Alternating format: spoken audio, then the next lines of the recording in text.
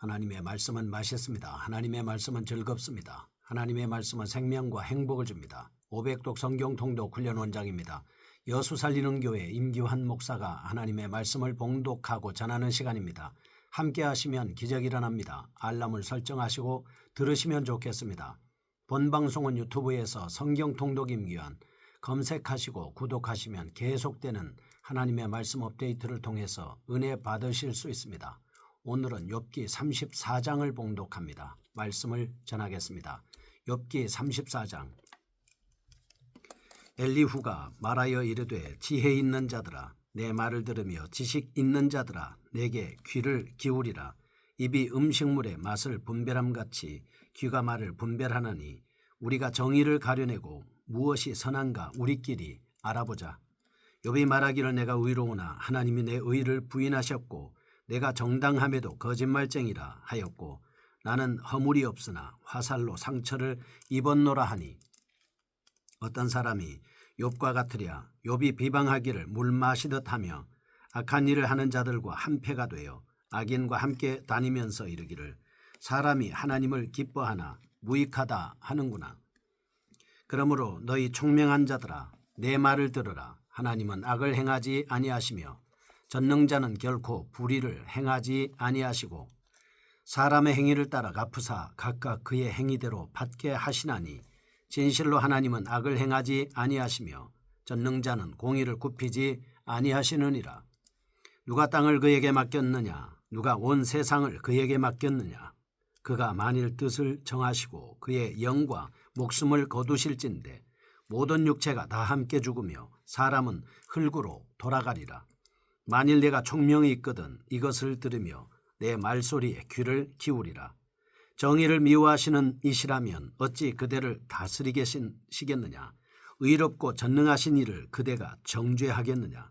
그는 왕에게라도 무용지물이라 하시며 지도자들에게라도 악하다 하시며 고관을 외모로 대하지 아니하시며 가난한 자들 앞에서 부자의 낯을 세워주지 아니하시나니 이는 그들이 다 그의 손으로 지은 바가 됨이라. 그들은 한밤중에 순식간에 죽나니 백성은 떨며 사라지고 세력 있는 자도 사람의 손을 빌리지 않고 제거함을 당하느니라. 그는 사람의 길을 주목하시며 사람의 모든 걸음을 감찰하시나니 행악자는 숨을 만한 흑암이나 사망의 그늘이 없느니라.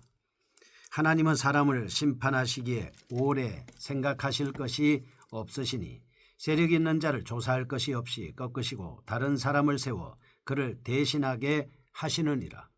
그러므로 그는 그들의 행위를 아시고 그들을 밤사이에 뒤집어 엎어 흩으시는도다. 그들을 악한 자로 여겨 사람의 눈앞에서 치심은 그들이 그를 떠나고 그의 모든 길을 깨달아 알지 못함이라. 그들이 이와 같이 하여 가난한 자의 부르짖음이 그에게 상달하게 하며 빈궁한 사람의 부르짖음이 그에게 들리게 하느니라. 주께서 침묵하신다고 누가 그를 정죄하며 그가 얼굴을 가리신다면 누가 그를 배울 수 있으랴. 그는 민족에게나 인류에게나 동일하시니 이는 경건하지 못한 자가 권세를 잡아 백성을 올가매지 못하게 하려 하심이니라. 그대가 하나님께 아뢰기를 내가 죄를 지었사오니 다시는 범죄하지 아니하겠나이다. 내가 깨닫지 못하는 것을 내게 가르치소서. 내가 악을 행하였으나 다시는 아니하겠나이다 하였는가. 하나님께서 그대가 거절한다고 하여 그대의 뜻대로 속전을 치르시겠느냐. 그러면 그대가 스스로 택할 것이요 내가 할 것이 아니니 그대는 아는 대로 말하라. 슬기로운 자와 내 말을 듣는 지혜 있는 사람은 반드시 내게 말하기를 욥이 무식하게 말하니 그의 말이 지혜롭지 못하다 하리라.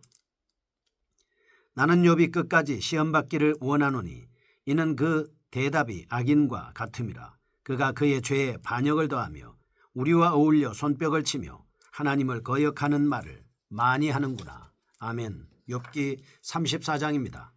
제가 지금 여러분에게 말씀을 드리는 것은 성경을 강해하는 것입니다.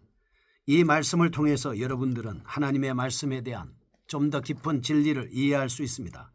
욥기 4장 34장 엘리후의 두 번째 변론입니다. 엘리후는 첫 번째 변론에서 자신의 말에 욥이 대답을 하지 못하자 두 번째 변론을 전개합니다. 1절에서 9절 욥의 죄목을 들어 피해자들에게 판결을 요구합니다.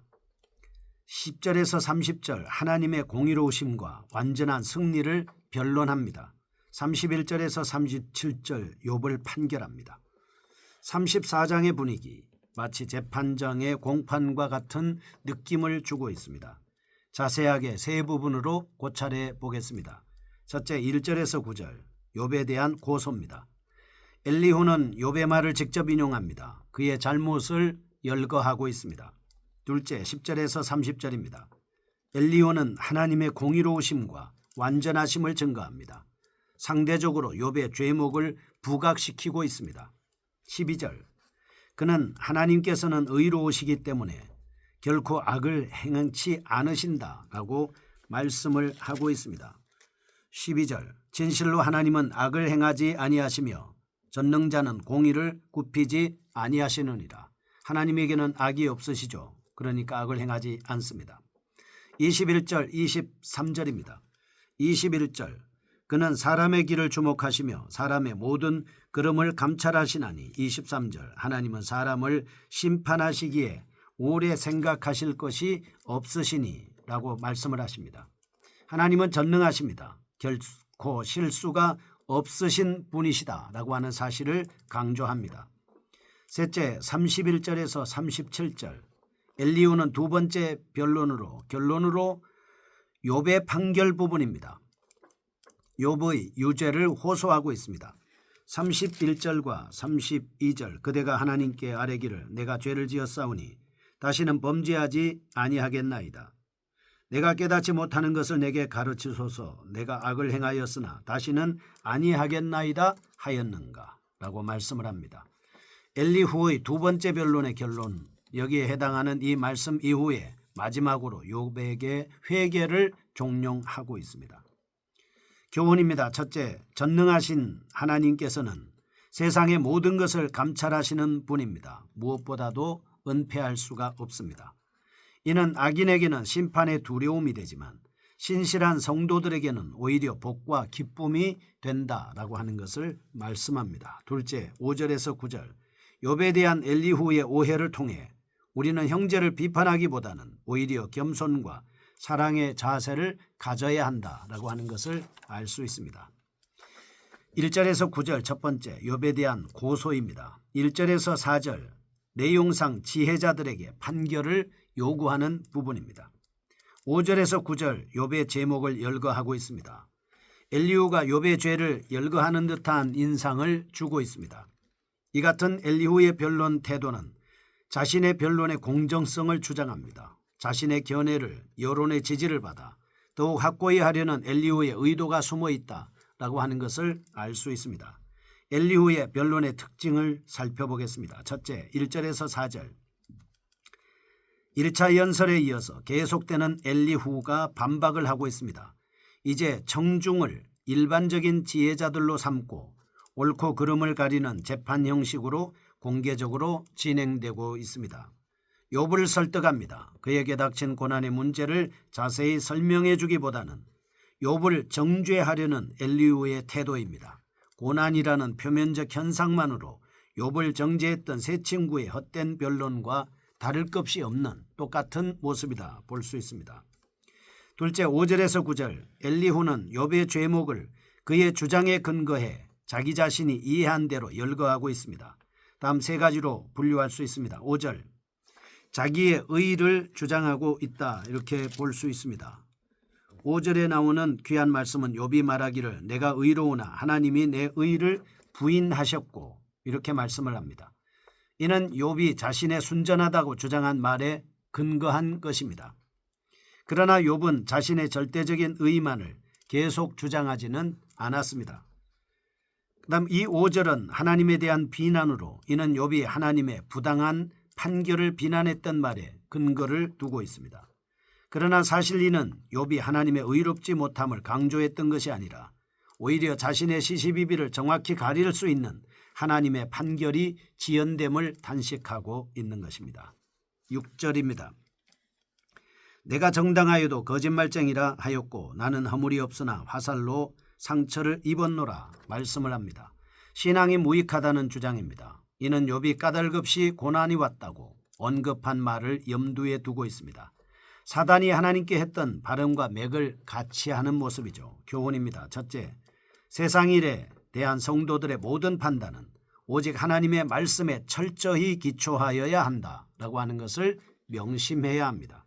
둘째, 우리가 늘 범하기 쉬운 것 중 하나인 선입관과 편견은 남을 정죄하는 것과 같은 큰 실수를 저지르게 합니다. 성도 사이에는 항상 이해와 관용이 필요하다는 것이죠. 두 번째 10절에서 30절입니다. 하나님의 공의에 대한 증거입니다. 10절에서 20절 하나님의 공의로우심을 언급합니다. 21절에서 30절 심판의 방법을 묘사하고 있습니다. 첫째 10절에서 20절에 하나님은 공의로우신 분입니다. 10절과 12절 엘리후는 하나님의 결코 악을 행하지 않는 분이시다. 11절 사람의 행위대로 보응하시는 분입니다. 13절에서 15절 절대적으로 의로우신 하나님께서는 창조주로서 모든 만물을 다스리시며 생명의 근원이 되십니다. 인간은 전적으로 그를 의존해야 한다라고 하는 것을 강조하고 있습니다. 16절에서 20절 악한 자를 억압하고 불의한 자를 끊어버리시는 하나님의 의로우신 통치를 언급하고 있습니다. 둘째 21절에서 30절입니다. 심판의 방법으로 하나님의 심판을 말씀합니다. 21절에서 24절 하나님께서는 모든 것을 이미 알고 계셔서 결코 지체함 없이 심판을 행하십니다. 25절에서 27절 사람의 목전에서 악인을 치심으로 공의를 세상에 널리 알리십니다.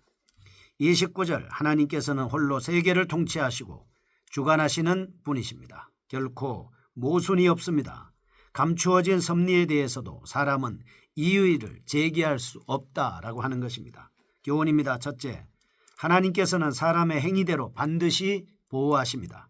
성도는 항상 깨어있는 자세로 죄악을 경계해야 합니다. 둘째, 홀로 세상을 통치하시고 주관하시는 하나님의 섭리를 인간이 다 이해할 수 없습니다. 오직 인간은 하나님의 공의의 의지에 순종하여야 한다라고 하는 것입니다. 세 번째입니다. 31절에서 37절 욥에 대한 판결입니다.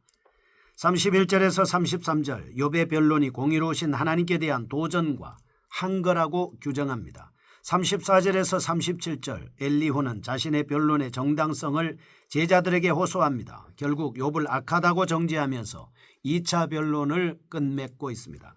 몇 가지 특징입니다. 첫째, 31절에서 33절 욥이 변론했던 내용의 부당성에 대해서 엘리후는 31절 32절에서 하나님의 절대 의와 주권을 들어 올바른 사람은 고난을 받을 때 겸손히 자기를 되돌아봅니다. 하나님께서 고난을 통해서 주시는 교훈을 순종하고 받아들인다고 강변을 하고 있습니다. 따라서 엘리후는 욥이 고백했던 무죄와 순결함의 주장은 그 자체가 하나님의 주권적 섭리에 대한 반역입니다. 죄인이 취하는 변명의 태도라고 단언하면서 마침내는 이를 욥의 죄를 반증하는 증거로 규정하고 있습니다. 둘째 34절에서 37절 욥에 대한 정죄로 엘리후는 자신의 판단에 34절에서는 지혜자들의 동의를 첨가하고 36절은 욥이 더욱더 시련을 받아야 한다고 선언하고 37절 하나님을 불리하다고 하는 패역한 죄인이기 때문이라고 말하고 있습니다. 이와 같은 엘리후의 태도는 누가복음 6장 27절에서 38절 남의 비판하거나 정죄하지 말고 원수까지도 사랑하라고 가르치신 예수 그리스도의 교훈을 거스르는 강팍하고 잔인한 처사임을 보여주고 있습니다. 교훈입니다. 첫째, 어떠한 것이 옳고 그런지의 판단은 자신의 좁은 신앙과 알량한 신앙 지식이 아니라 하나님의 말씀이 기준이 되어야 합니다. 둘째, 교회 내에서 잘못을 범한 믿음의 형제가 있을 때 여론을 몰아 정죄하기보다는 사랑과 이해를 기초로 권면하는 것이 그리스도의 지체된 성도의 본분입니다. 욥기 34장 32절 내가 깨닫지 못하는 것을 내게 가르치소서 말씀처럼 우리는 하나님의 진리를 사모해야 합니다. 거룩하신 하나님 아버지, 말씀을 사모하고 말씀의 기준으로 생각하고 말하게 하여 주옵소서. 예수님의 이름으로 기도합니다. 아멘. 여수 살리는 교회 임기환 목사였습니다. 지금 극동방송을 듣게 하세요. 기적이 일어납니다. 우리는 지금 생명을 전하고 있습니다.